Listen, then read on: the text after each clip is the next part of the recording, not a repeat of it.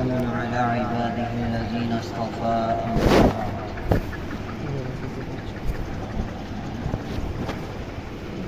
أعوذ بالله من الشيطان الرجيم. بسم الله الرحمن الرحيم. والليل إذا يغشى والنهار إذا تجلى وما خلق الذكر والأنثى إن سعيكم لشتى. آمنت بالله صدق الله مولانا العلي العظيم وصدق رسوله النبي الكريم ونحن على ذلك لمن الشاهدين والشاكرين والحمد لله رب العالمين. محترم بھائی اور عزیز ساتھیوں، السلام علیکم ورحمۃ اللہ وبرکاتہ.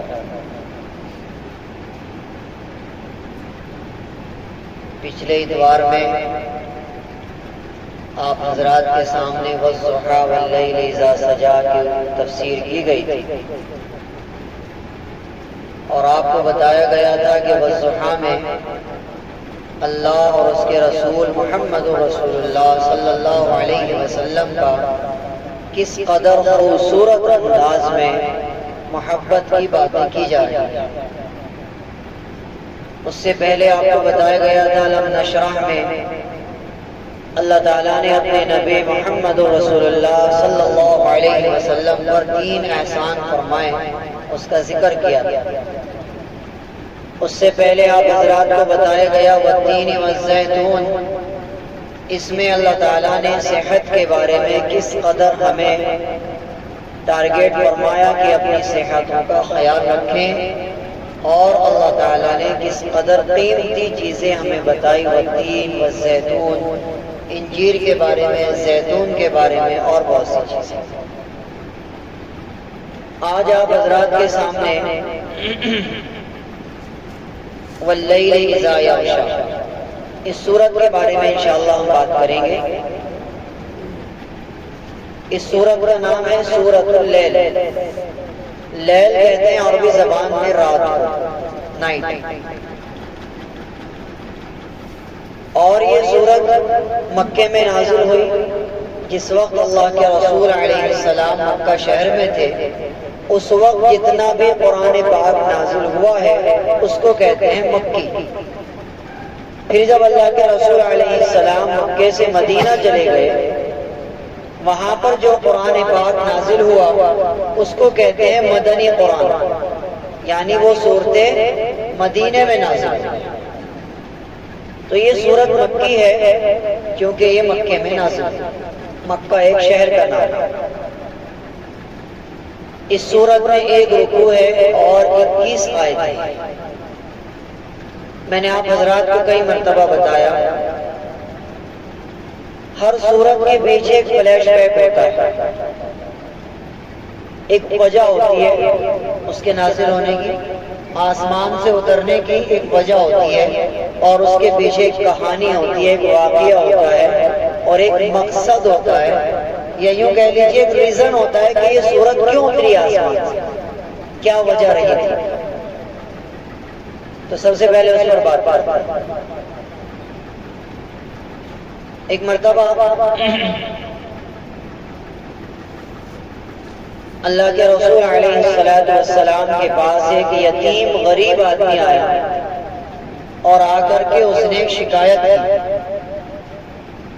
شکایت کیا ہے؟ یا رسول اللہ، میرے گھر کی برابر میں ایک مالدار آدمی کا گھر ہے جس میں کئی پیڑ کھجوروں کے ہیں. ایک پیڑ کی ٹہنی میری دیوار پہ کو میرے گھر میں آ رہی ہے، اس میں سے کھجوریں ٹوٹ کر زمین پہ گر جاتی ہیں اور میرے بچے اٹھا کر کھا لیتے ہیں. اور میرا پڑوسی اس قدر سخت مزاج ہے، کنجوس ہے کہ وہ میرے بچوں کے منہ میں انگلی ڈال کے کھجور واپس نکال کے لے کے جاتا ہے. یعنی اگر 2-4 کھجوریں میرے بچوں نے کھائی لی تو وہ اس قدر سخت مزاج ہے میرا پڑوسی جس کا وہ پیڑ ہے کہ وہ میرے بچوں کے منہ میں انگلی دے کے کھجور نکال لیتا ہے اور واپس لے کے جاتا ہے. اللہ کے رسول نے جب یہ بات سنی آپ کو تکلیف ہوئی.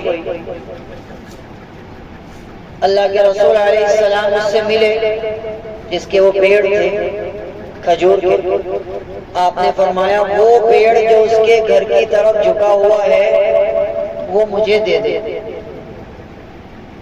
وہ کہنے لگا یا رسول اللہ میں آپ کو دے دیا, میں نے وہ پیڑ آپ کو دے دیا, مگر وہ پیڑ مجھے بہت ہی زیادہ پسند تھا کہ اس کی کھجوریں ایسی ہیں کہ وہ کسی اور پہ آتی نہیں, یعنی میں دل سے نہیں دینا چاہتا, لیکن آپ نے کہا اس لیے میں نے دے دیا.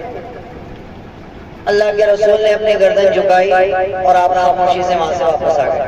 یعنی یہ بندہ نہیں دینا چاہ رہا بات کرنا. اب یہ دونوں باتیں جو چل رہی تھی, اللہ کے رسول نے اسے کہا مجھے پیڑ دے دے, اس نے منع کر دیا. تو ایک تیسرے بندے وہاں پہ کھڑے ہوئے تھے صحابی, وہ یہ سارا منظر دیکھ رہے تھے کہ اللہ کے رسول نے کوئی بات کہی اور اس نے ہیلے بہانے کر دیے. اللہ کے رسول علیہ السلام نے ایک بات اور بھی کہی تھی, یہ بھی فرمایا تھا کہ اگر تو مجھے وہ پیڑ دے دے تو میں تجھے جنت میں اس کے بدلے کھجوروں کے کئی پیڑ دوں گا, جنت میں دوں گا, یعنی دلواؤں گا.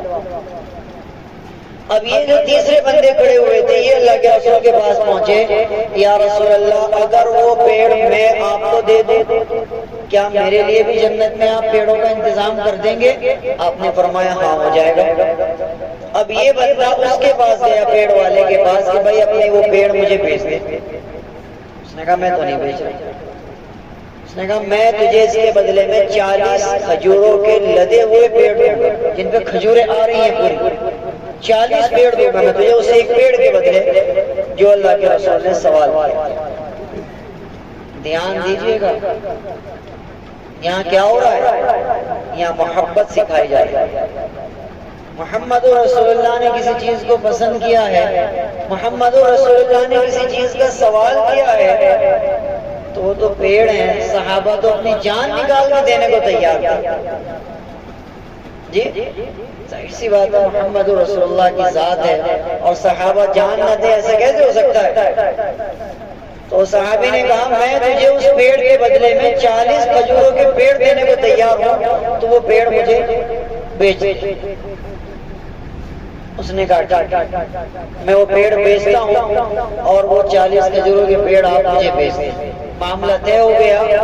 وہ صحابی اللہ کے رسول کے پاس گئے اور جا کر کے کہا یا رسول اللہ وہ پیڑ میں نے خرید لیا اور اب میں وہ پیڑ آپ کو ہدیہ کرتا ہوں کھجور کا. اللہ کے رسول خوش ہو گئے. آپ اس یتیم آدمی کے پاس, غریب آدمی کے پاس پہنچے اور جا کر کے آپ نے بتایا کہ بھائی آج سے یہ سارا پیڑ تیرا, اس کی کھجوریں بھی تیری, اب وہ تیرے بچوں کے منہ سے کھجوریں نہیں نکالے گا. سمجھ آ گیا؟ تو اسی واقعے کو اس صورت کے اندر بیان کیا گیا, یعنی کہ وہ سخت مزاج آدمی تھا, بہت ہی تلخ مزاج, سخت مزاج آدمی تھا, تو اس کا ذکر یہاں پہ کیا گیا. ایک بات. دوسرا واقعہ اس صورت میں یہ بیان کیا گیا ہے, حضرت ابو بکر صدیق رضی اللہ تعالی عنہ کی تعریف کی گئی ہے صورت میں. آپ دیکھیے علم نشرہ میں اللہ کے رسول علیہ السلام پر احسان کیا گیا, اس کا ذکر ہے. والضحیٰ کی صورت میں اللہ اور اس کے رسول محمد رسول اللہ کی محبتیں بیان ہو رہی ہیں. اس صورت میں اللہ کے رسول علیہ السلام کے سب سے پہلے خلیفہ ابو بکر کا واقعہ ہے, یعنی ترتیب چل رہی ہے, ترتیب سے بات ہو رہی ہے. ابو بکر کا واقعہ اس میں اس طریقے سے بیان کیا گیا ہے کہ حضرت ابو بکر صدیق رضی اللہ تعالی عنہ شروع اسلام میں, جب نیا نیا اسلام آیا تھا, شروع اسلام میں غلاموں کو خریدا کرتے تھے. وہ مسلمان عورتیں جو مسلمان ہو جاتی اور بہت بوڑھی ہوتی تھی, وہ مرد جو اسلام قبول کر لیتے تھے اور بہت بوڑھے ہوتے تھے. سمجھ آ رہی ہے؟ یعنی وہ غلام ہیں لیکن انہوں نے مسلمان ہو گئے, وہ اسلام قبول کر لیا لیکن ہے غلام. تو ان کے مالک ان کو تکلیف دیا کرتے تھے, مارا کرتے تھے. تو ابو بکر صدیق کیا کرتے تھے, ان غلاموں کو خریدتے تھے اور آزاد کر دیا کرتے تھے. پہلے زمانے میں غلاموں کا سسٹم تھا، یاد ہوگا آپ لوگوں نے سنا ہوگا، پہلے زمانے میں غلاموں کا سسٹم ہوا کرتا تھا۔ تو بڑھاپے کی حالت میں عورت یا مرد اسلام قبول کر لیا مگر ہے غلامی میں کسی کی، اب وہ ان کو مارتا تھا کہ تو ہمارے بتوں کو کیسے چھوڑ رہا ہے، تو ایک اللہ کو کیوں مار رہا ہے، اب وہ مالک ان کو مارا کرتا تھا۔ تو ابو بکر جب بھی کسی ایسے بندے کو دیکھتے اس کو خریدتے اور اس کو آزاد کر دیتے۔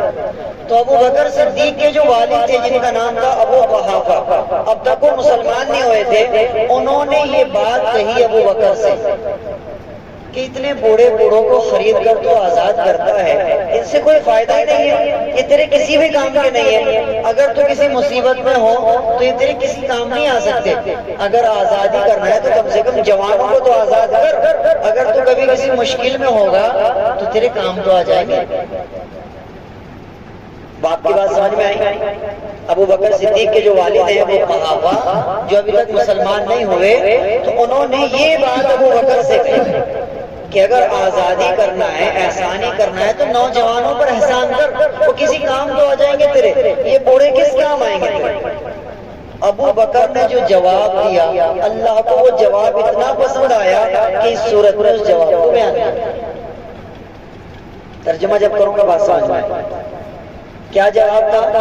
ابو بکر نے جواب دیا، اے میرے ابا جان، یہ جو میں احسان کر رہا ہوں یہ میں اس لیے نہیں کر رہا ہوں کہ واپس ریٹرن میں یہ میرے اوپر احسان کرے، میں تو احسان اس لیے کر رہا ہوں کہ میرا اللہ مجھ سے راضی ہو جائے۔ میں نیک کام جو بھی کرتا ہوں میں اس لیے نہیں کرتا کہ لوگ بھی میری ساتھ بھلائی کا معاملہ کریں گے، میں تو اس لیے کرتا ہوں کہ اللہ مجھ سے راضی ہو جائے۔ بات سمجھ آئی؟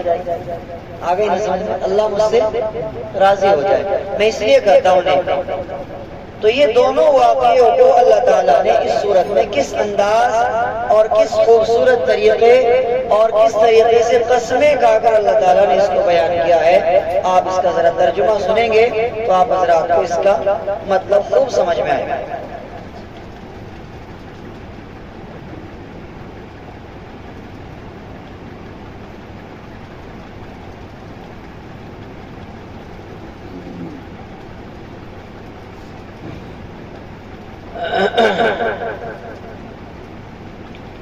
ترجمہ سنیں، واللیل اذا یغشا، قسم ہے رات کی جب وہ چھا جائے، گہری ہو جائے، والنہار اذا تجلی، قسم ہے دن کی جب وہ روشن ہو جائے، والنہار اذا تجلی، قسم ہے دن کی جب وہ روشن ہو جائے، وما خلق الذکر والانثى، قسم ہے اس پیدا کرنے والے کی جس نے ہر جوڑے میں نر اور مادہ کو پیدا کیا، ہر جاندار میں نر اور مادہ دونوں ہیں، تو یہ قسم کھائی جا رہی ہے، یعنی اللہ اپنی قسمیں خود کھا رہے ہیں۔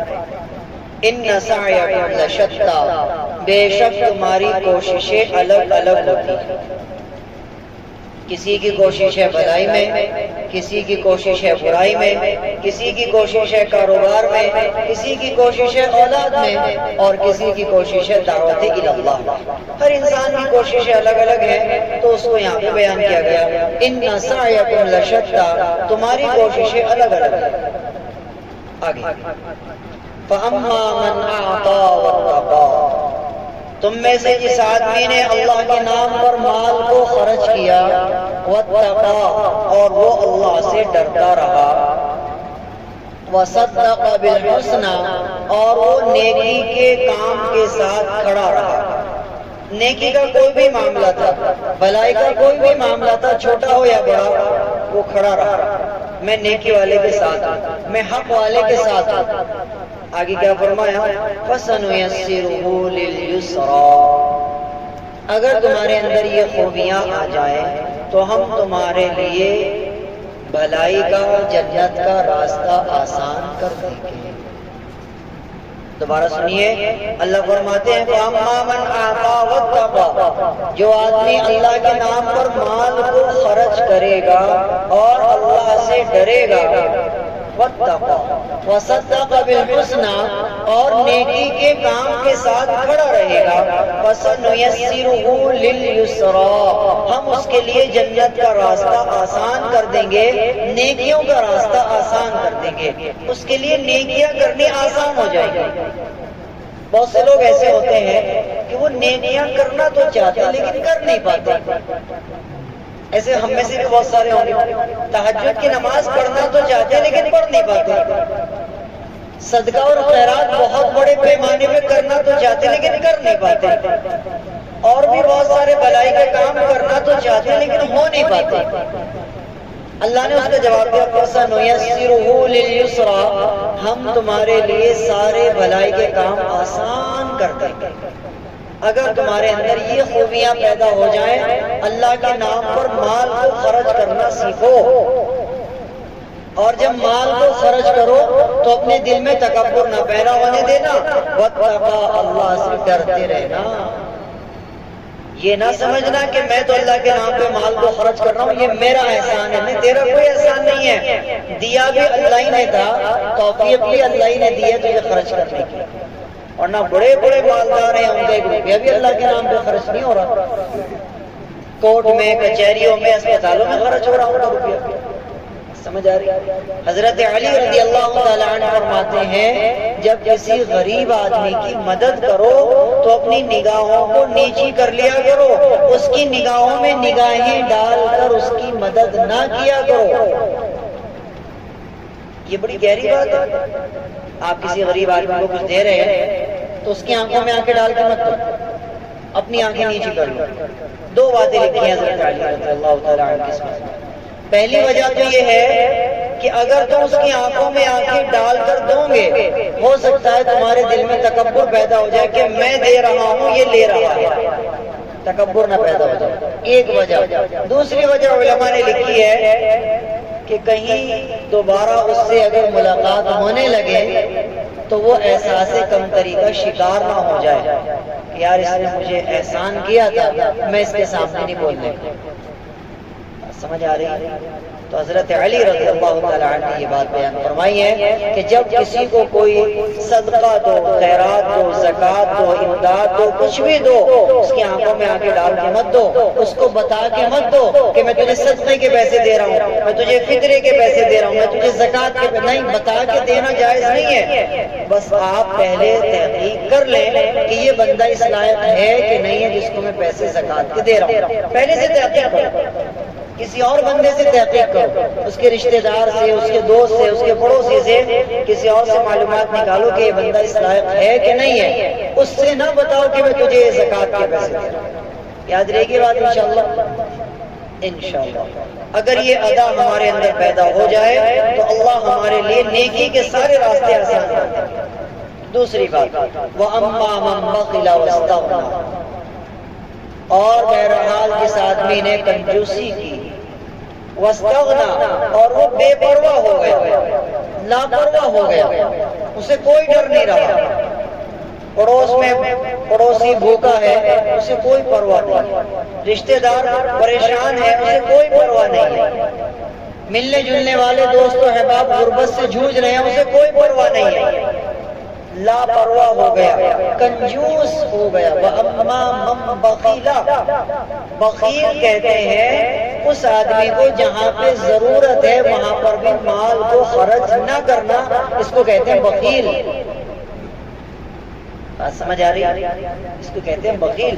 وَأَمَّا مَن بَخِلَ، اور جس نے کنجوسی کی، وَاسْتَغْنَىٰ، اور بے پرواہ ہو گیا، کسی کی پرواہ نہیں کرتا، نہ رشتہ دار کی پرواہ کرتا، نہ دوستوں کی پرواہ کرتا، نہ پڑوسیوں کی کرتا، اسے کوئی مطلب ہی نہیں ہے کسی سے۔ کیا فرمایا؟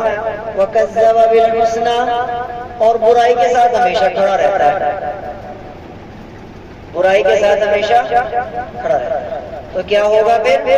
فَسَنُيَسِّرُهُ لِلْعُسْرَىٰ، ساری مصیبت کے، تکلیفوں کے، جہنم کے راستے ہم اس کے لیے آسان کر دیں گے۔ کوشش تو یوں کرے گا کہ میرے گھر میں سکون آ جائے لیکن اور کوئی آفت آ پڑے گی، پھر یہ کوشش کرے گا کہ وہ فلانا بیمار پڑا ہے ٹھیک ہو جائے، دوسرا بیمار پڑے گا، ایک مصیبت جائے گی نہیں دوسری آ کھڑی ہوگی، کیوں اللہ تعالیٰ کہہ رہے ہیں فَسَنُيَسِّرُهُ لِلْعُسْرَىٰ، تنگی، پریشانی، مصیبت کے سارے راستے ہم اس کے لیے آسان کر دیں گے۔ اگر یہ چیز پیدا ہو گئی، کون سی والی؟ کنجوسی آ گئی، بے پرواہی آ گئی، لاپرواہی آ گئی، نہ رشتہ دار کا خیال، نہ غریب کا خیال، نہ کسی سوال کرنے والے کا خیال، اپنی موج اپنی مستی میں رہتا ہے۔ اگر یہ ادا پیدا ہو گئی تو اللہ تعالیٰ فرماتے ہیں فَسَنُيَسِّرُهُ لِلْعُسْرَىٰ، تنگیاں، مصیبتیں، پریشانیاں، جہنم کے راستے آسان کروں گا میں اس کے لیے۔ اس سے معلوم ہوتا ہے میرے بھائی، اگر آپ باریکی سے میری بات کو سن رہے اور سمجھ رہے ہو اور آپ کا دماغ یہیں پر حاضر ہے، تو آپ اس سے خوب اندازہ لگا سکتے ہیں اللہ کے نزدیک مالی خدمت کرنا کتنا بڑا کام ہے۔ سمجھ آ رہی ہے؟ عبادت الگ الگ طرح کی ہوتی ہے۔ ایک عبادت جسمانی ہے، ہم نے نماز پڑھی ہے تو یہ عبادت جسمانی ہے، جسم سے ہم نے عبادت کی ہے۔ ایک ہے عبادت مالی، مال کے ذریعے عبادت کرنا، غریب کا خیال کرنا، رشتہ دار کا خیال کرنا۔ میں اکثر یہ باتیں کہتا ہوں جو لوگوں کو پسند نہیں آتی۔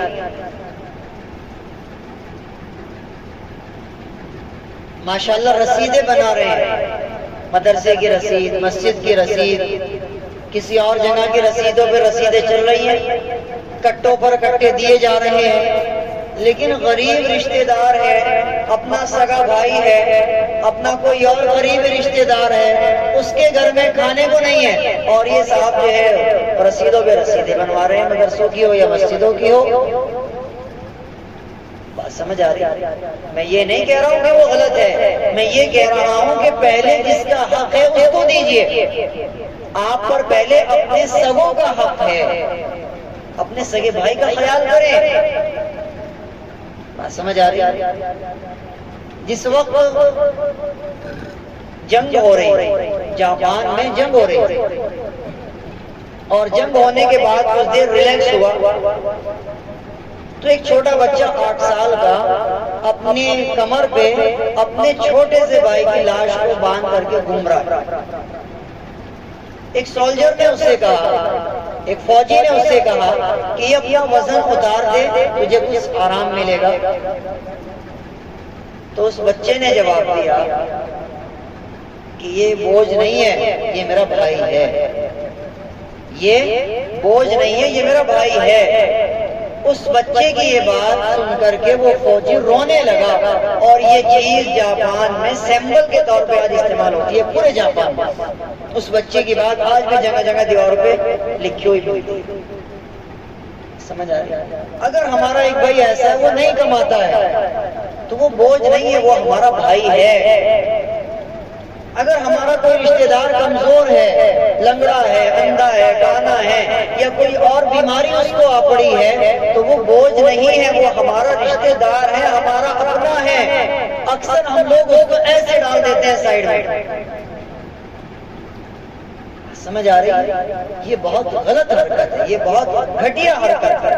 وہ ہمارا اپنا ہے، اگر اس میں کوئی کمی ہے کوئی بات نہیں، کمیوں کے ساتھ نبھانا سیکھیے نا۔ آپ صرف خوبیوں کے ساتھ نبھانا چاہتے ہیں، کمیوں کے ساتھ نبھانا سیکھیں۔ خوبیوں کے ساتھ تو سودے بازی ہوتی ہے۔ آپ نے پیسہ دیا اور بہترین چیز آپ نے خریدی، اس میں کوئی کمی نہیں آپ کو چاہیے، بالکل پیور چیز چاہیے، اوریجنل چاہیے، اس میں کوئی ڈیفیکٹ نہیں چاہیے، کیونکہ آپ پیسہ دے رہے ہیں۔ سمجھ آ رہی؟ ساری خوبی آپ کو چاہیے، کمیوں کے ساتھ نبھانا سیکھیے کہ یہ میرا بھائی ہے، اس کی کمائی ہلکی ہے، یہ نہیں کما پا رہا، فی الحال اس کا کاروبار نہیں چل رہا ہے، وہ بڑا بھائی ہے یا چھوٹا بھائی ہے، وہ بوجھ نہیں سمجھے آپ اس کو، وہ آپ کا اپنا ہے، ارے وہ آپ کا سگا ہے، کوئی بات نہیں، اللہ اسے بھی دے گا، فی الحال تمہارے پاس اللہ نے دیا ہوا ہے، اس کی مدد کرو۔ دوسری جگہ رسیدیں بنوانے سے بہتر ہے اس کو دیجئے۔ اللہ کے رسول علیہ السلام کی حدیث ہے، آپ نے فرمایا اپنے رشتہ دار کی اس کی مجبوری کی حالت میں مدد کرنا 2 گنا ثواب ہے، ڈبل ثواب ہے۔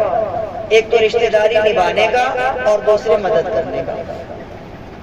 اکثر ہمارے یہاں رشتہ داروں کا خیال نہیں، اپنے سگوں کا خیال نہیں، غیروں پہ لٹاتے پھر رہے محبتیں، غیروں پہ لٹاتے پھر رہے اپنی۔ آپ دیکھ لیجئے فیس بک پہ 5000 فرینڈ ملیں گے اور سگے بھائی سے بات نہیں ہو رہی مہینوں میں۔ انسٹاگرام پہ سینکڑوں ہزاروں دوست مل جائیں گے، سوشل میڈیا پہ ہزاروں دوست بنا رکھے ہیں، لیکن سگے بھائی سے وہ محبت ہی نہیں ہے، کبھی بیٹھ کے بات بھی نہیں کرتے۔ بات سمجھ آ گئی؟ تو میرے بھائی اصل زندگی میں آ کر کے اس کو جینا سیکھیے، اور یہ آیت پاک ہمیں یہی سکھا رہی ہے، وَأَمَّا مَن بَخِلَ وَاسْتَغْنَىٰ، جس نے کنجوسی اختیار کی اور بے پرواہ ہو گیا ہر چیز سے۔ اس میں بہت ساری چیزیں آ سکتی ہیں، آپ اس کو خود سمجھ سکتے ہیں۔ وَكَذَّبَ بِالْحُسْنَىٰ، برائی کے ساتھ کھڑا رہا، فَسَنُيَسِّرُهُ لِلْعُسْرَىٰ، ہم اس کے لیے تنگیاں، مصیبتیں، بیماریاں، تکلیفیں اور جہنم کا راستہ ہم اس کے لیے آسان کریں گے۔ اللہ تعالیٰ اس چیز کا دعویٰ کر رہا ہے۔ اللہ ہم سب کی حفاظت فرمائے۔ اللہ جس کے لیے راستے مشکل کرنے کو تیار ہو، اللہ جس کے لیے مصیبتیں کھڑی کرنے کو کہہ رہا ہو، کون ہے اس کو جو سکون پہنچا سکتا ہے؟ تو ہم سب مل کر توبہ کرتے ہیں انشاءاللہ۔ کنجوس نہیں بننا، اللہ کے نام پہ مال کو خرچ کرنا سیکھیں۔ بات سمجھ آ رہی ہے؟ اللہ کے نام پہ مال کو خرچ کرنا سیکھیں۔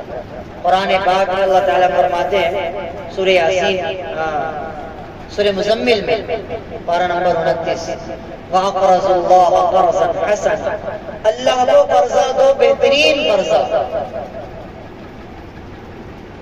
حضرت عبداللہ بن عباس رضی اللہ عنہما سے سوال کیا گیا، اللہ تعالیٰ کو بھی قرضے کی ضرورت ہے، اللہ کو کیا ضرورت ہے قرضے کی؟ اللہ تو اتنا مالدار ہے۔ واللہ الغنی وانتم الفقراء، اللہ خود کہہ رہا ہے کہ میں غنی ہوں تم سب فقیر ہو، اور دوسری جگہ اللہ تعالیٰ کہہ رہے کہ تم اللہ کو قرضہ دو۔ کیا مطلب ہے اس کا؟ اس کا مطلب یہ ہے کہ اللہ کے بندوں پر مال کو خرچ کرو، اللہ کے راستے میں مال کو خرچ کرو۔ یہ ایسا ہے جیسے تم اللہ کو قرضہ دے رہے ہو، اور اللہ کسی کا قرضہ نہیں رکھا کرتے۔ اللہ الصمد، اللہ بڑا بے نیاز ہے، اللہ تمہیں بڑا چڑھا کر دے گا، دنیا میں بھی دے گا، آخرت میں بھی دے گا۔ بات سمجھ آ رہی ہے؟ تو کنجوس نہیں بننا زندگی میں۔ انشاءاللہ آخری بات سنو، اس کے بعد آگے چلتے ہیں۔ بڑی قیمتی بات ذہن میں آ گیا۔ حضرت موسیٰ علیہ السلام جب کوہ طور پر گئے، ایک پہاڑ کا نام ہے، کو کہتے ہیں پہاڑ، طور اس کا نام ہے۔ طور پہاڑ پر جب حضرت موسیٰ علیہ السلام اللہ تعالیٰ سے باتیں کرنے کے لیے جایا کرتے تھے، ڈائریکٹ بات ہوتی تھی، بالکل آواز آتی تھی ایسے حضرت موسیٰ علیہ السلام، اسی لیے ان کا نام ہے کلیم اللہ۔ کیا نام ہے موسیٰ کا؟ کلیم اللہ۔ تو ڈائریکٹ اللہ تعالیٰ سے بات ہوتی ہے حضرت موسیٰ کی، ایک پہاڑ پہ، اس کا نام ہے طور، کوہ طور۔ تو جب حضرت موسیٰ علیہ السلام کوہ طور پہ گئے، اس وقت جب ان کو توریت ملنے والی تھی، جس طریقے سے ہمارے پاس یہ قرآن ہے، اسی طریقے سے موسیٰ علیہ السلام کے پاس توریت ایک کتاب اتری جو آسمان سے آئی تھی۔ سمجھ آئی؟ تو حضرت موسیٰ علیہ السلام تقریباً 40 دن تک کوہ طور پہاڑ پہ رہے، اور یہاں پہ حضرت ہارون علیہ السلام اپنے بھائی کو اپنا نائب بنا دیا کہ تم میرے پیچھے میری قوم کا خیال رکھنا، ان کو اللہ رسول کی دعوت دیتے رہنا، ایمان کی دعوت دیتے رہنا۔ ٹھیک ہے صاحب، اتنی بات سمجھ آئی؟ اب حضرت موسیٰ تو چلے گئے۔ اب یہاں پر حضرت ہارون جو تھے وہ بنی اسرائیل کو اللہ کی دعوت دیتے رہے، اللہ کے کلمے کی دعوت دیتے رہے، لوگوں کو ایمان کی طرف بلاتے رہے، دعوت کی طرف بلاتے رہے۔ لیکن بنی اسرائیل میں سے ایک آدمی تھا جس کا نام تھا سامری۔ کیا نام تھا؟ سامری، بڑا ہی کم وقت۔ اس نے کیا کیا؟ اس نے دیکھا کہ موقع اچھا ہے، موسیٰ تو ہے نہیں، کیونکہ موسیٰ کا مزاج تھا بڑا گرم، تیش والا، زبردست والا، غلط بات بالکل برداشت نہیں۔ سمجھ آ رہی ہے؟ حضرت ہارون علیہ السلام جو تھے وہ ذرا عمر میں بھی کم تھے اور ان کا مزاج پورا ٹھنڈا تھا، نرم مزاج تھے بہت۔ اب یہ جو بندہ تھا سامری، یہ بڑا کم وقت مزاج آدمی تھا۔ اب اس نے کیا کیا، لوہا، پیتل، تانبا، بہت سارے دھاتوں کو اکٹھا کیا اور ایک بچڑا بنا دیا۔ تانبے اور پیتل اور لوہے کو اکٹھا کیا اور اسے پگھلا کر کے بچڑے کی شکل بنا دی، بچڑا، اور اس کو اس طریقے سے ڈیزائن کیا کہ جب ہوا چلتی تھی اور اس میں وہ ہوا نکلتی تھی تو اس میں آواز پیدا ہوتی تھی ایک طرح کی، ایسے اسے ڈیزائن۔ اور لوگوں سے کہا کہ موسیٰ نہیں واپس آنے کے، تم اس کی عبادت کرو، یہ تمہارا معبود ہے، دیکھو اس میں سے آواز بھی آتی ہے۔ پارہ نمبر 16 میں اللہ تعالیٰ نے اس واقعے کو بیان کیا، قال فما خطبك یا سامری۔ اب جتنے جاہل، ان پڑھ، نادان اور کمزور ایمان والے تھے بنی اسرائیل میں، وہ سارے کے سارے جھک گئے اس بچڑے کی طرف اور اس کی پوجا شروع کر دی۔ بات سمجھ آئی؟ حضرت موسیٰ علیہ السلام جب واپس 40 دن کے بعد آئے اور آ کر کے کیا دیکھا کہ امت تو بچڑے کی طرف جھک گئی ہے اور اس کو اپنا خدا مان لیا، بڑی تکلیف ہوئی، اللہ سے شکایت کی۔ اللہ تعالیٰ نے فرمایا کہ ان کو حکم دو کہ جو جو بھی بچڑے کی پوجا کرنے میں لگ گئے تھے سب ایک دوسرے کو قتل کرو، تمہاری یہی سزا ہے، تمہاری یہی سزا ہے۔ سمجھ آئی؟ اب وہ قتل کرنے لگے۔ اب جب تلوار پہنچی سامری کی گردن پہ، کس کی تلوار پہنچی؟ حضرت موسیٰ کی جب تلوار پہنچی سامری کی گردن پہ، آسمان سے فوراً فرشتہ اتر آیا اور آ کر کے سلام کیا، ہے موسیٰ اللہ آپ کو سلام کہتے ہیں اور یہ کہتے ہیں کہ سامری کو قتل نہ کریں، اس کو چھوڑ دیں، اپنی موت مرے گا۔ حضرت موسیٰ کہنے لگے اے باری تعالیٰ، اصل تو ساری جڑ یہی ہے کم وقت، اسی نے تو یہ بچڑا بنایا اور آپ کہہ رہے اسی کو چھوڑ دو، ایسا کیوں؟ فرمایا کہ یہ غریبوں پہ بہت خرچ کرتا ہے، اس کا ہاتھ بڑا کشادہ ہے اور مجھے شرم آتی ہے کہ جو میرے بندوں پہ مال کو خرچ کرتا ہے میں اس کو قتل کراؤں، تو آپ اس کو چھوڑ دیں، اس کے حال پہ اپنی موت مرے گا۔ آگئی نا بات یہاں پہ، جو میں گھما کے لایا بات یہاں پہ آ کے رکھی ہے۔ جو اللہ کے بندوں پر مال کو خرچ کرتا ہے، اپنے دل کو کشادہ کیجیے، اپنے ہاتھ کو یوں کرنا سیکھیے۔ میرے بھائی، جس کنویں سے پانی نکلتا رہتا ہے اس کا پانی کبھی بھی سڑتا نہیں ہے، خراب نہیں ہوتا، کہیں نہیں لگتی، بدبو نہیں آتی اس میں سے۔ اور جس کنویں کا پانی نکالنا چھوڑ دیتے ہیں نا لوگ، وہ چند ہفتوں میں خراب ہو جاتا ہے، سڑ جاتا ہے پانی۔ جب آپ اپنے مال میں سے نکالتے رہیں گے اللہ کے نام کے لیے، اللہ کے بندوں کے لیے، غریب، یتیم، مسکینوں کے لیے، رشتہ داروں کے لیے جو مستحق ہیں، آپ نکالتے رہیں گے، اللہ آپ کو اور دے گا اور دے گا اور دے گا۔ اور اگر آپ ہاتھ کو روک لیں گے تو پھر اللہ تعالیٰ اسی میں بس آپ کو الجھا کے رکھے گا۔ کتنا بڑا واقعہ سنایا میں نے آپ کو سامری کا، اس کو یاد رکھنا۔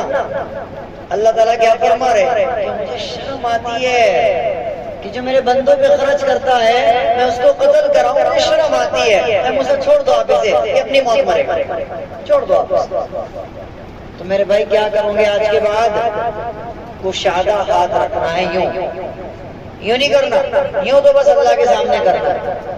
بات سمجھ آ رہی؟ اسی لیے اللہ کے رسول علیہ السلام نے فرمایا تمہارے دروازے پر جو بھی مانگنے آ جائے یا تمہارے سامنے جو بھی اپنا ہاتھ یوں کر دے تم اس کو دے دو، باقی وہ جانے، اس کا خدا جانے، اس کو مسئلے مت بتاؤ کہ تو جوان ہے، تجھے شرم نہیں آتی، تو اٹک مسئلے نہ بتاؤ۔ جس نے اپنی عزت یوں تمہارے سامنے کر دی نا بھائی، دے تم دے دو، چاہے ایک روپیہ دو، چاہے کھجور دو، حدیث میں چاہے چھوارا دو، لیکن دے دو۔ ہاں اگر وہ اکیلا ہے، کوئی ایسا موقع ہے آپ اس کو اکیلے میں نصیحت کر سکتے ہو، علماء نے اس کی اجازت دی ہے، اکیلے میں نصیحت کرنی چاہیے، سب کے سامنے نصیحتیں نہیں شروع ہو جانی چاہیے۔ نصیحت کرنا بول دو نا اکیلے میں ہوتا ہے، کبھی کسی کے سامنے کسی کو نصیحت مت کرنا زندگی میں۔ امام غزالی رحمۃ اللہ علیہ فرماتے ہیں اگر مجھے کوئی کسی کے سامنے نصیحت کرتا ہے تو میں اس کی نصیحت کو اپنے پیر کی جوتی پہ رکھتا ہوں، کیونکہ نصیحت تو سمجھانے کے لیے ہوتی ہے، اور اگر کسی کے سامنے کوئی کسی کو نصیحت کر رہا ہے تو وہ ذلیل کر رہا ہوتا ہے۔ اکیلے میں نصیحت کرنا سیکھو، کسی کے سامنے نصیحت نہیں کرتے۔ تو جس نے بھی یوں کر دیا اس کو دے دو انشاءاللہ۔ یہ آیت ہمیں یہی سکھا رہی ہے۔ آگے چلتے ہیں، آگے اللہ تعالیٰ فرماتے ہیں وَمَا يُغْنِي عَنْهُ مَالُهُ إِذَا تَرَدَّى، جو آدمی کنجوس ہے، جس نے اپنے ہاتھ کو سمیٹا ہوا ہے، ہر وقت زبان پہ ناشکری ہے ہی نہیں، ہے ہی نہیں، ہے ہی نہیں، گھر والوں کو بھی ہر وقت یہی کلمہ ہے ہی نہیں، ہے ہی نہیں۔ فرمایا وَمَا يُغْنِي عَنْهُ مَالُهُ إِذَا تَرَدَّى، اس کا مال اس کو بچا نہیں پائے گا جب ہم اس کو اوندھے منہ گرے۔ بات سمجھ آ رہی؟ کنجوس آدمی جو ہوتا ہے نا وہ زیادہ دن ٹکتا نہیں ہے، مصیبتیں اور حادثات اس کو اس طرح سے گھیرتے ہیں کہ بہت جلدی اس کی نैیا ڈوب جاتی ہے۔ وَمَا يُغْنِي عَنْهُ مَالُهُ إِذَا تَرَدَّى، اور اس کا مال اس کو کچھ بھی کام نہیں آئے گا جب ہم اس کو اوندھے منہ گھیریں گے۔ إِنَّ عَلَيْنَا لَلْهُدَىٰ، ہمارا کام تو یہ ہے کہ ہم تمہیں راستہ دکھائیں، اور ہم نے دکھا دیا۔ إِنَّ عَلَيْنَا لَلْهُدَىٰ، ہماری ذمہ داری ہے کہ ہم تمہیں ہدایت والا راستہ دکھائیں، ہم نے دکھا دیا۔ اور وہ کیا ہے؟ ہمارے نام پر مال کو خرچ کرنا سیکھو، مالی عبادت کرنا سیکھو۔ بات سمجھ آ گئی؟ آگے کیا فرمایا؟ وَإِنَّ لَنَا لَلْآخِرَةَ وَالْأُولَىٰ، ایک اور اللہ تعالیٰ نے بات کہہ کر کے ذہن کو صاف کیا، فرمایا دنیا بھی اور آخرت بھی دونوں ہمارے ہاتھ میں ہے۔ إِنَّ عَلَيْنَا لَلْهُدَىٰ وَإِنَّ لَنَا لَلْآخِرَةَ وَالْأُولَىٰ، آخرت بھی اور دنیا بھی ہمارے ہاتھ میں ہے، تم ہم سے دنیا کو چھین نہیں سکتے، جتنی ہم نے تمہارے مقدر میں لکھی ہے اتنی ملے گی، تم چھین نہیں سکتے ہم سے۔ فَأَنذَرْتُكُمْ نَارًا تَلَظَّىٰ، میں نے تو تمہیں ڈرا دیا ایسی آگ سے جو شعلے پھینکتی ہے، دہک رہی ہے۔ اللہ فرماتے ہیں میں نے تمہیں ایسی آگ سے ڈرا دیا، یعنی ڈرو اس جہنم کی آگ سے۔ لا يصلاها الا الاشقى، اب یہاں پر حضرت ابو بکر صدیق رضی اللہ تعالی عنہ والی وہ بات، نہ وہ کھجوروں والی جو بات میں نے آپ کو بتائی تھی نا کہ وہ بڑا ہی کم وقت آدمی تھا، بچے کے منہ میں انگلی دے کے کھجور نکال کے واپس لے جایا جاتا تھا۔ اب یہاں پر اس کا ذکر ہے لا يصلاها الا الاشقى، جہنم کی آگ میں ہم اس آدمی کو ڈالیں گے جو بڑا ہی کم وقت اور بدبخت آدمی ہے، ہم اس کو ڈالیں گے جہنم کی آگ میں۔ یعنی وہ بندہ جو بچوں پر اتنا بھی رحم نہیں کر رہا کہ اس کو ایک کھجوری دے دے، اس کو ہم جہنم میں ڈالیں گے۔ اس کا ذکر کیا گیا کیونکہ وہ یتیم اور مسکین کے ساتھ نرمی سے پیش نہیں آیا۔ الذی کذب وتولی، جو ہمارے دین کو جھٹلاتا ہے اور منہ پھیرتا ہے، وسیجنبها الاتقی، اور ہم جہنم کی آگ سے بچا لیں گے اس آدمی کو جو ہم سے ڈرتا ہے۔ الذی یؤتی مالہ یتزکی، جو اپنے مال کو اس لیے خرچ کرتا ہے تاکہ اس کا مال پاک ہو جائے۔ زکوٰۃ آدمی کس لیے دیتا ہے؟ تاکہ مال پاک ہو جائے۔ صدقہ آدمی کس لیے دیتا ہے؟ تاکہ مال پاک ہو جائے۔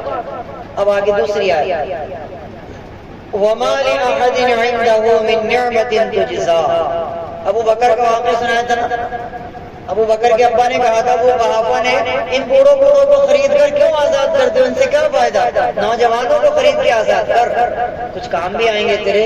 ابو بکر نے کیا جواب دیا تھا، یاد ہے کسی کو؟ کیا دیا؟ بولو۔ ہاں، اللہ کی آزاد۔ ابا جان میں تو اس لیے آزاد کر رہا ہوں انہیں، اللہ مجھ سے راضی ہو جائے۔ وہی فرمایا وَمَا لِأَحَدٍ عِندَهُ مِن نِعْمَةٍ تُجْزَىٰ، اور میرے اوپر کسی کا کوئی احسان نہیں ہے کہ میں اس کا بدلہ دے رہا ہوں، إِلَّا ابْتِغَاءَ وَجْهِ رَبِّهِ الْأَعْلَىٰ، میں صرف اپنے بلند ترین رب کی رضا کے لیے اس کام کو کر رہا ہوں، یعنی اللہ کی رضا مقصد ہے، بس اللہ مجھ سے راضی ہو جائے، بھلا یہ مجھے کیا فائدہ پہنچا سکتا ہے۔ اس سے ہمیں یہ سبق ملتا ہے میرے بھائی، آخری آیت رہ گئی ہے، اس سے ہمیں یہ سبق ملتا ہے زندگی میں جو بھی کچھ کرو نا، اس لیے مت کرنا کہ یہ بھی میرے ساتھ اچھا ہی کرے گا۔ اور آج کل تو وہ دور بالکل ہی ختم ہو گیا۔ آج کل تو دور یہ چل رہا ہے کہ تم کسی کے ساتھ احسان کرو تو اس سے تکلیف تو مل سکتی ہے، انشاءاللہ احسان نہیں ملے گا۔ تم کسی کے ساتھ بھلائی کرو تو اس سے تکلیف کی امید تو تم رکھ سکتے ہو، لیکن بھلائی کی مت رکھنا۔ بات سمجھ آ رہی ہے نا؟ یہی دور چل رہا ہے نا۔ تم کسی کے ساتھ بھلائی کرو تو اس سے تکلیفیں تو مل سکتی ہیں تمہیں، لیکن بھلائی نہیں ملے۔ إِلَّا ابْتِغَاءَ وَجْهِ رَبِّهِ الْأَعْلَىٰ، اس آیت کو یاد رکھو، ذہن میں اس کا ترجمہ ذہن میں رکھو۔ زندگی میں جو بھی کام کرو بس ایک مقصد ہونا چاہیے، میرا اللہ مجھ سے راضی ہو جائے۔ میں نے نماز پڑھی، میرا اللہ مجھ سے راضی ہو جائے۔ میں تبلیغ میں نکلا، میرا اللہ مجھ سے راضی ہو جائے۔ میں نے فلاں کی مدد کی، میرا اللہ مجھ سے راضی ہو جائے۔ سمجھ آ رہی ہے؟ زندگی میں یہ کریں گے انشاءاللہ۔ زندگی میں جو بھی کام کرنا ہے، میرا اللہ مجھ سے راضی ہو جائے، بس میرا اللہ مجھ سے راضی۔ میں کسی کو دکھانا نہیں چاہتا، میں کسی کو بتانا نہیں چاہتا، میں کسی کو محسوس بھی نہیں کرانا چاہتا۔ ایک دوسری جگہ اللہ تعالیٰ نے اس کو بیان کیا 29ویں پارے میں، انما نطعمکم لوجہ اللہ، ہم تمہیں کھانا اس لیے کھلاتے ہیں اللہ کی رضا کے لیے، لا نرید منکم جزاء ولا شکورا، ہم تم سے یہ بھی نہیں کہتے کہ تم ہمیں شکریہ یا جزاک اللہ، کچھ نہیں، ہمیں تم سے جزاک اللہ بھی نہیں چاہیے، ہمیں تم سے تھینک یو بھی نہیں چاہیے، ہمیں تم سے شکریہ بھی نہیں چاہیے۔ ہم تو اللہ سے چاہیں گے جو کچھ چاہیں گے، کیونکہ ہم نے تمہیں کھلایا، ہم نے تمہیں پلایا، ہم نے تمہیں کپڑا دیا، ہم نے تمہارے ساتھ محبت سے بات کی، ہم نے تمہاری مہمان نواز، جو بھی کچھ ہم کر رہے ہیں اللہ کی رضا مقصد ہے۔ بات سمجھ آ گئی؟ تو زندگی میں اپنے دل سے اسی محفل میں اس بات کو آج کے بعد نکال دیں آپ سب کہ میں نے فلانے کے ساتھ احسان کیا تھا اور اس سے ہمیں یہ صلہ ملا، اور یہی ملنا تھا میرے بھائی۔ تو نے امید ہی کو لگائی اس سے کہ تجھے بھی اس کے ساتھ احسان کرنے کے بعد احسان ملے گا؟ غلط کیا نا تو نے احسان کر دیا نا، امید اس سے لگا، اس سے تو اب بھی یہی امید رکھ کہ انشاءاللہ تکلیفیں ملے گی جب بھی ملے گی۔ بات سمجھ آ رہی ہے؟ غلطی تیری ہے نا، تو اس سے امید کیوں لگا رہا ہے کہ میں نے اس کے ساتھ احسان کیا، میں نے اس کو تکلیف میں قرضہ دیا تھا، میں نے اس کی پریشانی میں کندھے سے کندھا ملا کر میں کھڑا ہوا تھا، یہ اللہ کی رضا ذہن میں رکھ۔ انما نطعمکم لوجہ اللہ لا نرید منکم جزاء ولا شکورا، تیرے دل میں یہ بات آنی چاہیے کہ مجھے اس کی طرف سے شکریہ بھی نہیں چاہیے، میں نے تو اللہ کی رضا کے لیے اپنا مسلمان بھائی سمجھ کے اس کی مدد کر دی، بات ختم، مجھے تو اللہ دے گا اس کا بدلہ، مجھے بندے سے نہیں چاہیے۔ انشاءاللہ آگے فرمایا الا ابتغاء وجہ ربی الاعلی ولسوف یرضی، ان قریب انشاءاللہ اللہ راضی ہو جائے گا۔ یعنی اگر یہ بات تمہارے اندر پیدا ہو جائے کہ تم اپنی زندگی کے ہر معاملے کو اللہ کی رضا کے لیے کرنا شروع کر دو تو انشاءاللہ ان قریب اللہ تم سے کیا ہوگا؟ بولو نا، اللہ تم سے ان قریب بہت جلدی راضی ہو جائے گا اگر تمہاری زندگی میں یہ ادا آ جائے کہ تم ہر کام اس کے لیے کرو گے، میرا اللہ مجھ سے راضی ہو جائے۔ ساتھی ہیں خدمت میں، کھانا بنانے میں لگے ہوئے ہیں اور کسی کام میں لگے ہوئے ہیں۔ اب بہت سے لوگ ایسے ہوتے ہیں ماشاءاللہ اپنے گھر پہ بڑے اچھے ہیں، لیکن یہاں تبلیغ میں آ کر کے برتن دھونے پڑ رہے ہیں جی، جھاڑو دینی پڑ رہی، تو شیطان ان کے ذہن میں ڈالتا ہے آپ مجھ سے کیا کیا کرا رہے ہیں۔ تو کیا جواب دینا اپنے ذہن کو؟ کس لیے کر رہا ہوں میں؟ اللہ کی رضا کے لیے کر رہا ہوں۔ بڑے بڑے جج، بڑے بڑے وکیل، بڑے بڑے افسر کام کا سامان لے کے چلتے ہوئے دیکھے میں نے، بات سمجھ آ رہی ہے؟ بڑے بڑے افسر کام کا سامان سر پہ رکھا ہوا ہے، ایک نے سلنڈر سر پہ رکھا ہوا ہے جی۔ میں جس وقت سعودی میں تھا تو میں ریاض میں گیا تھا کسی کام سے، تو وہاں ایک جماعت چل رہی تھی، اب پرانی بات ہے، تو وہ انڈیا کی جماعت تھی، کیرل کی طرف کی غالباً تھی، کہاں کی تھی، ساؤتھ کے علاقے کی تھی، تو اس میں جج بھی تھے، وکیل بھی تھے اور بڑے بڑے MBBS ڈاکٹر بھی تھے۔ تو مجھے امیر صاحب نے بتایا کہ مولانا اللہ جس سے کام لے لے، یہ بہت بڑے جج ہیں، کورٹ کے جج ہیں، اور آپ دیکھو یہ اپنے سر پہ سلنڈر رکھ کے رہے، دوسری مسجد سے آئی ہے بھی جماعت اس مسجد میں اور یہ اپنے سر پہ سلنڈر رکھ کے رہے۔ کیا چیز جوڑتی ہے، کیا چیز کراتی ہے یہ کام؟ اللہ کی رضا، میرا اللہ مجھ سے راضی ہو جائے، بس میں اسی لیے کر رہا ہوں۔ بات سمجھ آ گئی؟ انشاءاللہ اللہ تعالیٰ اپنی رضا کے مطابق کام کرنے کی توفیق عطا فرمائے۔ اس صورت کے بارے میں کچھ اور باتیں آپ سن لیجئے۔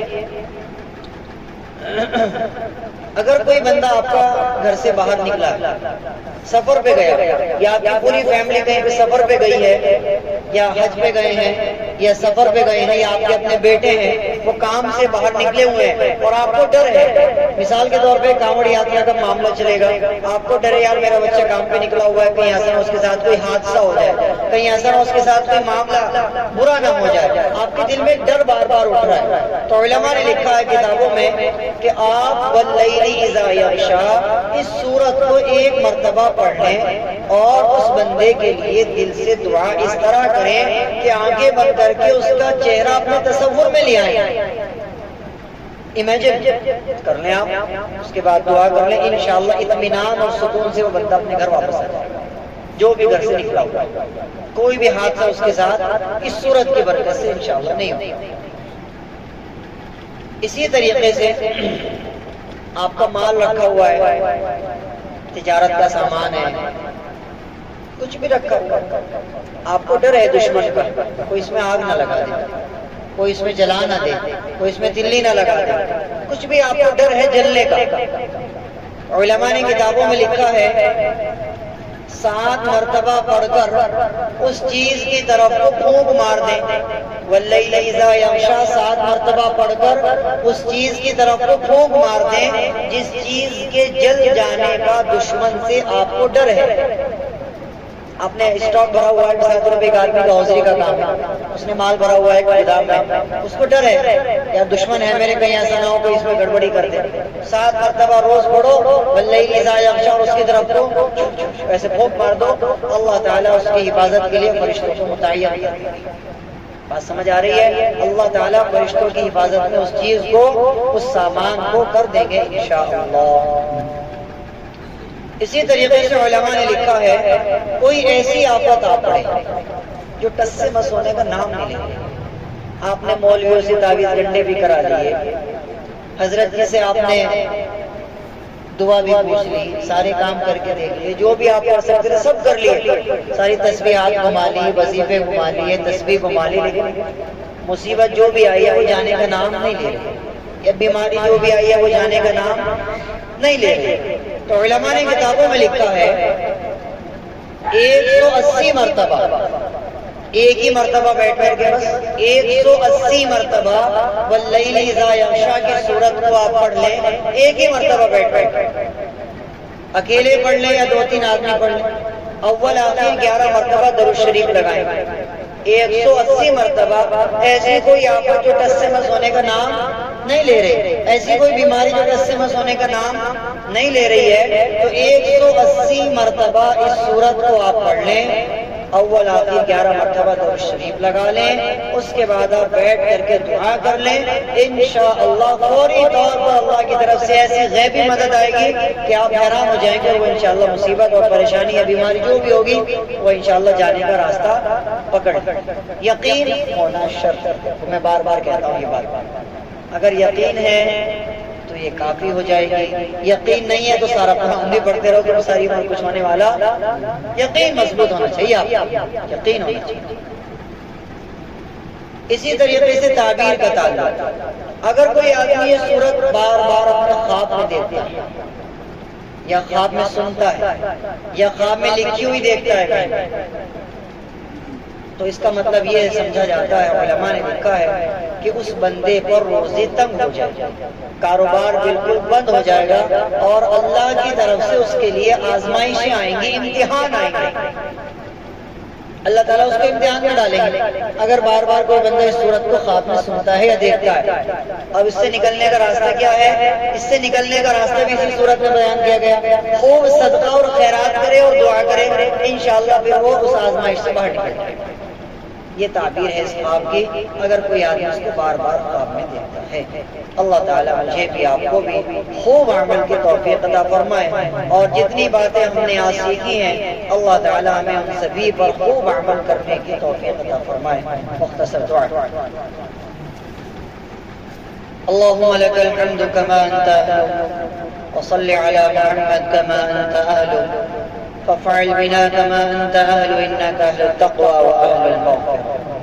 اللهم ربنا آتنا في الدنيا حسنة وفي الآخرة حسنة وقنا عذاب النار، وقنا عذاب القبر، وقنا عذاب الحشر۔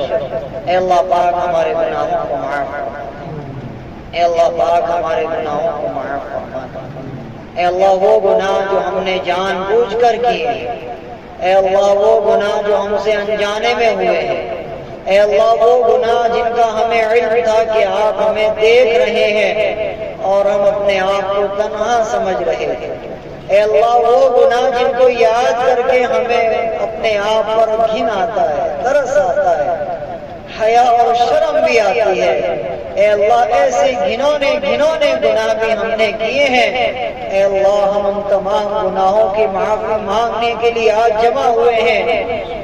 آپ کا قرآن ہم نے سیکھا ہے، آپ کے قرآن کی آیتوں کو ہم نے پڑھا ہے، آپ کے قرآن کی سورتوں کو ہم نے سیکھا ہے، اے اللہ اس کی برکت سے ہمارے گناہوں کو معاف فرما دیں، اے اللہ ہمارے گناہوں کو معاف فرما دیں، اے اللہ ہمیں خوب قرآن پاک کا شوق اور ذوق عطا فرما، قرآن پاک سیکھنے، قرآن پاک پر عمل کرنے، قرآن پاک کی تلاوت کرنے کا جذبہ اور شوق عطا فرما۔ اے اللہ کتنے بوڑھے ایسے ہیں جو قرآن نہیں پڑھ پائے تھے، اے اللہ اب وہ پڑھنا چاہتے ہیں، ان کے دل میں شوق اٹھتا ہے، اے اللہ ان کے لیے قرآن پاک پڑھنے کو آسان فرما دیجیے۔ اے اللہ کتنے جوان ایسے ہیں جو بچپن میں قرآن پاک نہیں پڑھ پائے تھے، اے اللہ اب ان کو کاروبار کی تنگیوں نے الجھایا ہوا ہے، اے اللہ مگر ان کے دل میں کبھی کبھی جذبہ تو اٹھتا ہے کہ کاش میں بھی قرآن پڑھ لوں، کاش مجھے بھی کوئی پڑھانے والا مل جائے، اے اللہ پاک ایسے نوجوانوں کو قرآن پاک پڑھنے کے لیے ان کے وقت میں برکتیں نازل فرما، قرآن پاک پڑھنے کے لیے ان کے لیے راستے آسان فرما دیجیے، اے اللہ ان کے لیے راستے آسان فرما دیجیے، اے اللہ میرا کوئی بھی بھائی ایسا نہ رہے، اے اللہ خاص طور سے اس محفل میں کوئی ہمارا ایسا بھائی نہ رہے جو قرآن نہ پڑھا ہوا ہو، اے اللہ ہم سب مل کر نیت اور کوششیں کریں کہ زندگی میں موت سے پہلے قرآن کو پڑھنا ہے، اے اللہ قرآن کو پڑھ کر مرنا ہے، اے اللہ ایسے عزائم ہمیں کرنے کی توفیق عطا فرما،